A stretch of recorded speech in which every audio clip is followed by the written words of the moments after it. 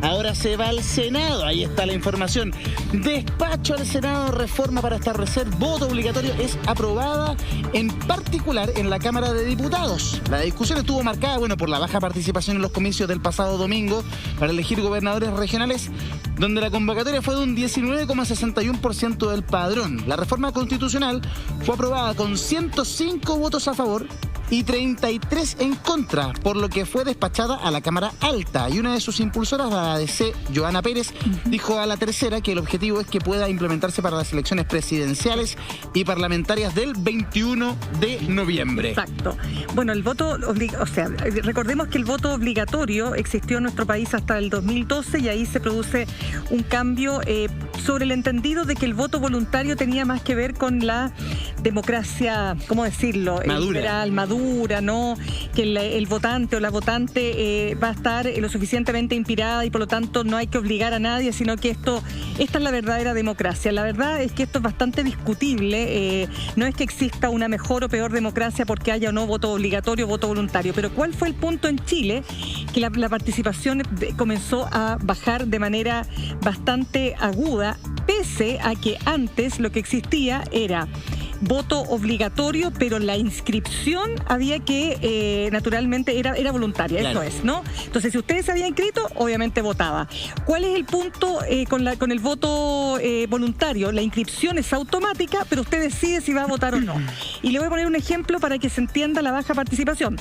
En esta última elección de gobernadores, que me van a decir, claro, los gobernadores no era un cargo que nadie conocía, no motivaba, en lo que respecta a la región metropolitana, toda la región en cuarentena, había un partido ese día, Brasil, etcétera, pero el hecho es que votó el 19% del padrón electoral y respecto de la región metropolitana votó el 25%. Les pongo un ejemplo bien concreto, ya que estábamos con Karina Oliva.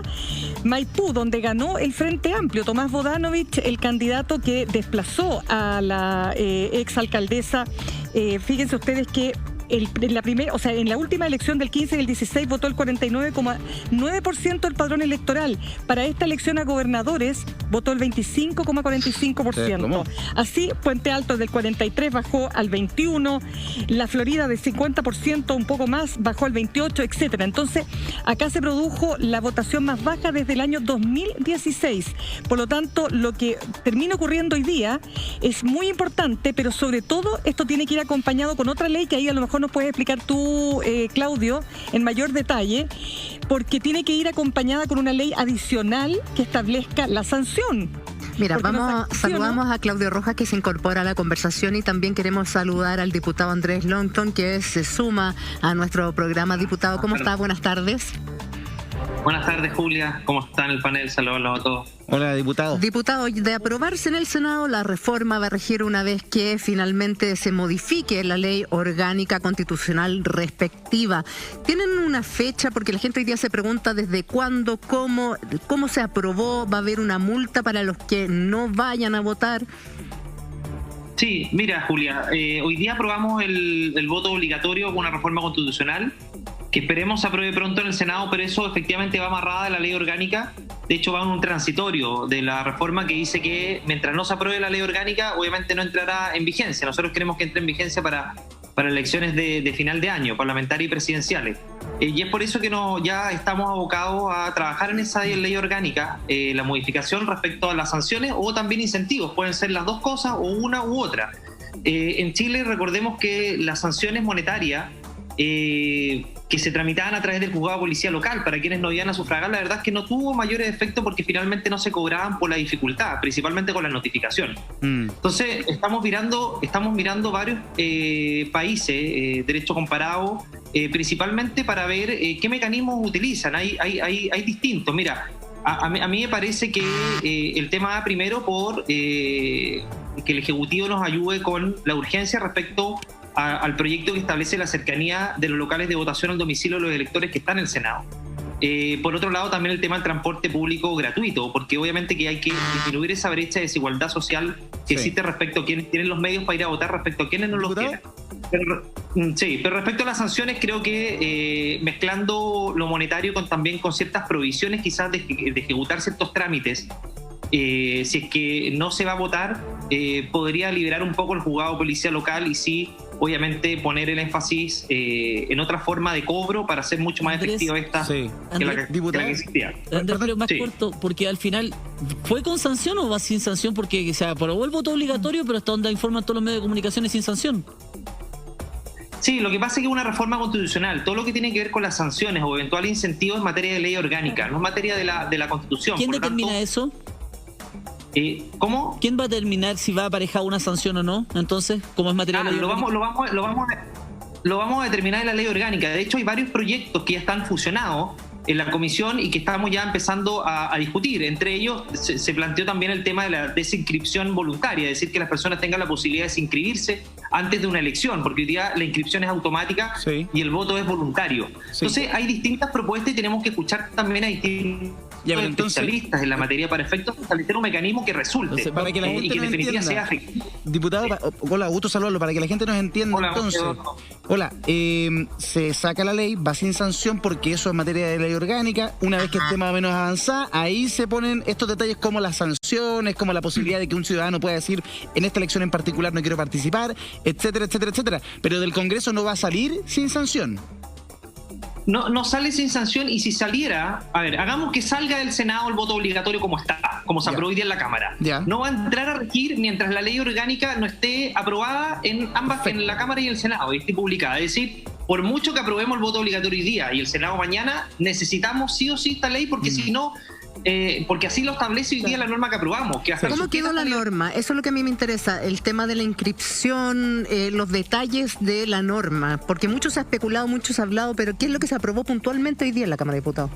Sí, mira, Julia, se aprobó hoy día que el voto vuelva a ser obligatorio, se eliminó la voluntariedad, vuelve a ser obligatorio, obviamente que con la excepcionalidad que en las primarias no va a ser obligatorio, y para los que residen en el extranjero tampoco va a ser obligatorio, y que el voto obligatorio va a empezar a regir desde que empieza a regir también esta ley orgánica que establece las sanciones o incentivos, o ambos, que vamos a empezar a discutir la próxima semana. ¿Y la inscripción? La inscripción automática sigue exactamente igual. Ya. Por eso les comentaba que hay proyectos que ingresaron a la Comisión de Gobierno y que están refundidos, que se van a empezar a discutir, que tiene que ver con la discusión que se va a abrir ahora, si es que las personas se pueden desinscribir o no de esta inscripción automática que hoy día es desde los 18 años. O sea, lo que se aprobó hoy día, Andrés, es voto obligatorio, inscripción automática. Así es. Entonces, O sea, la y todo esto automática estaba. y todo esto queda supeditado a la dictación de la ley orgánica que establece el concreto de todo toda esta Exacto. Lo que pasa es que la gente se pierde un poquito. Primero se aprobó la parte general, Claro. voto obligatorio, inscripción automática, pero todo esto no rige hasta que salga la ley específica, que es la Sí. ley orgánica, que era lo que Y me lo que estaba te decía preguntando yo, la porque misma. si no, esto queda como el sellón de Donoto, pues. Es que claro, es que ese es el problema. ¿Cómo tú apruebas un voto obligatorio sin una sanción? Porque en definitiva, si lo vas a entregar solamente a la voluntariedad de las personas, o de obligatoriedad cero. Cero, Lógico. porque es muy las mismas. Entonces, Oye, Ojo, hay países que establecen la obligatoriedad sin sanción, pero yo creo que en base a un tema cultural también de nuestro país respecto a... es que eso zanjaría la discusión si el voto es un derecho o una obligación.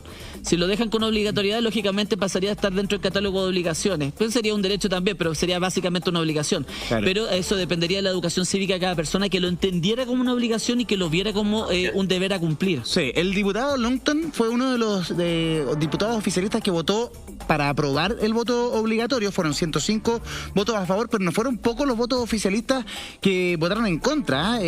Javier Macaya, el presidente de la UDI, habían varios, hasta María José Hoffman, entre otros. Hubo harta resistencia de la derecha para poder restituir el voto obligatorio. El diputado Longton votó a favor. Estamos también en la conversación con la diputada Alejandra Sepúlveda de la Federación, la tengo aquí anotado porque es Federación Regionalista Verde Social. Ahí sí, diputada, buenas tardes. Diputada, ¿cómo está? Gusto saludarla. Muy bien, Nos vimos buenas hace poquito, tardes a todos los panelistas. Lo anoté porque no me quiero también. condorear. Oiga, se aprobó el voto obligatorio. Estábamos conversando con el diputado Longton con una votación bastante importante. 105 votos a favor. Necesitaban cerca de 95 votos, creo. 92 votos. 93. 93 votos. 93.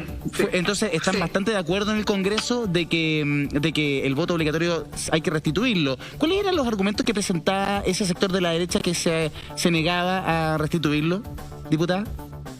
A ver, Mira, yo creo Perdón, que tenía diputado, lo entendemos un segundo, que estamos con la diputada Sepúlveda. Sí. Vuelvo al tiro con usted. uy, Sí. ya. Claro. Sí.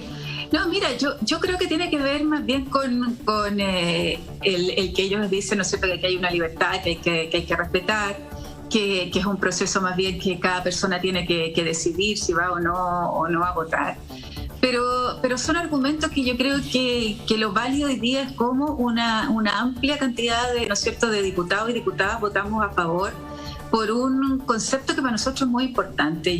A mí me tocó votar a favor la primera vez y votar en contra de este voto voluntario. Fuimos uno de los 5, ¿no es cierto?, diputados que votamos en contra de este voto voluntario. Y tenía que ver por la discusión que estaban realizando ustedes. Para nosotros, por lo menos, aquí hay un deber, ¿no? Que es cierto, se transformó, y créeme que las mujeres lo sabemos mucho mejor, que luchamos, ¿no es cierto?, por el derecho de votar, que recién pudimos el año 48, 52 poder ejercerlo. Sí, pues. Pero cuando transcurre, ¿no es cierto?, la historia, y existe un deber hoy día de cómo fortalecemos la democracia, cómo entendemos, ¿no es cierto?, hoy día que el voto tiene que ser un deber de construir esta democracia una vez cada 4 años. Y yo creo que esa fue la gran discusión, pero al mismo tiempo, ¿cómo entendíamos que existen varias leyes que lamentablemente todavía no se aplican y que están, ¿no es cierto?, ya promulgadas, que tiene que ver, por ejemplo, lo de incorporar educación cívica, ¿no es cierto?, como un ramo obligatorio en la enseñanza de nuestros niñas y niñas en nuestro país. La posibilidad, ¿no es cierto?, de además de incorporar el voto a distancia, el voto por correo, de que las condicionantes, ¿no es cierto?, para votar, como es la locomoción, ¿no es cierto?, gratuita para todos. Exacto. Y todas, era muy importante de poder implementarse. Y ninguna de esas condicionantes, ¿no?, que hacen posible de estimular lo que tiene que ver con la participación, la democracia, etcétera, hoy día la tenemos implementada en el país. Así que yo creo que además, mayoritariamente también la ciudadanía hoy día, por lo que uno ha podido observar, fundamentalmente en los distritos que nos toca representar, las personas están pidiendo además este voto obligatorio, volver, ¿no es cierto?, al antiguo voto obligatorio. Estábamos revisando aquí con la Juli y con el equipo, diputada, la lista de diputados que votaron en contra. Ya me gustaría preguntarle al diputado Longton, Jorge Alessandri de la UDI, Pedro Álvarez Salamanca de la UDI, Sandra Amar Nino Baltolú de la UDI, Sergio Bobadilla de la UDI, Álvaro Carter, Juan Antonio Coloma de la UDI, Luciano Cruzcoque de Evópoli, Juan Fuensalida de la UDI, Sergio Gaona de la UDI, Ramón Galleguillo de RN, René Manuel García de RN, Javier Hernández de la UDI, María José Hoffman de la UDI, Harry Jürgensen de RN, Javier Macaya, el presidente de la UDI, Cristian Lavé de la UDI, Miguel Mellado de RN, Celso Morales de la UDI, Nicolás Noman de la UDI, Iván Norambuena, Luis Pardo de RN, Diego Paulsen, Guillermo Ramírez. La gran mayoría de los diputados UDI, algunos de RN, otros pocos de Evópoli, votaron en contra. ¿Cuáles eran sus argumentos principales? ¿Por qué se aferraban a mantener el voto voluntario? ¿Y qué pasó ahí en la interna del oficialismo? Porque estaban completamente divididos. Hay un sector importante que votó a favor también. Sí, mira, ahora esto lo conversamos mucho internamente y la verdad es que hay argumentos muy válidos de lado y lado. Lo decía la diputada Sepúlveda, que además yo recalco que fue de los pocos diputadas que votaron en contra del voto voluntario en aquella ocasión. A mí me tocó revisar la historia de la ley, por eso hoy día precisamente lo conversábamos. Y la verdad es que yo creo que tiene que ver directamente con la afectación o no de las libertades individuales y el coaccionar a la gente a que vaya a votar obligatoriamente y quizás no manifestar su desagravio al sistema político vigente y que tú tengas que obligarlo para que acuda necesariamente a la urna. Andrés, yo creo que es una cuestión súper válida, Eduardo, pero a mí me parece que la legitimidad de nuestras instituciones, la legitimidad de nuestro sistema democrático necesita protección, y la protección se le da mediante la participación ciudadana, y hoy día eso obviamente que está en entredicho. Andrés, eso suena súper bien, pero ahora vamos al meollo, porque cuando ustedes hacen algo en el Congreso me suena que es porque algo se anda buscando. Dicen por ahí que los sectores más teóricos de la derecha entienden que el voto obligatorio solamente favorecería a la extrema izquierda, porque sería obligar a esta gente, a este votante que no quería ir a las urnas, a ir, y que eventualmente este voto lo favorecería a ellos, y que por eso la UDI y la derecha en definitiva habría rechazado la idea de legislar en el voto obligatorio. Cuéntame la verdad, Andrés, no me vengas con palabras. Mira, yo te voy a contar la verdad. Mira, la verdad es que hay posiciones en ese sentido políticas, y esto es de lado y lado a quién favorece.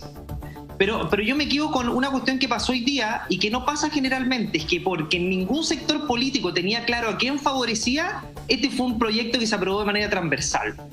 Porque la verdad es que no había claridad, y no hay claridad. Unos dicen que un sector favorece, otros que votan los sectores moderados, que los sectores moderados no salen a votar precisamente porque no los mueve, no son movidos ideológicamente, por lo tanto no son de sectores extremos, y eso hace que se movilicen menos, que los adultos mayores también se están movilizando menos por la voluntariedad y obviamente la dificultad de acceder a los locales de votación. Mira, hay posturas de lado y lado. Pero y hoy día... La última Sí. votación, que lo que pasó con el gobernador regional acá en Santiago, cuando Orrego, Olave, si hubiese habido voto obligatorio ahora, lo más probable es que otro gallo estaría cantando en la región metropolitana actualmente, ¿o no? O sea, los que dicen...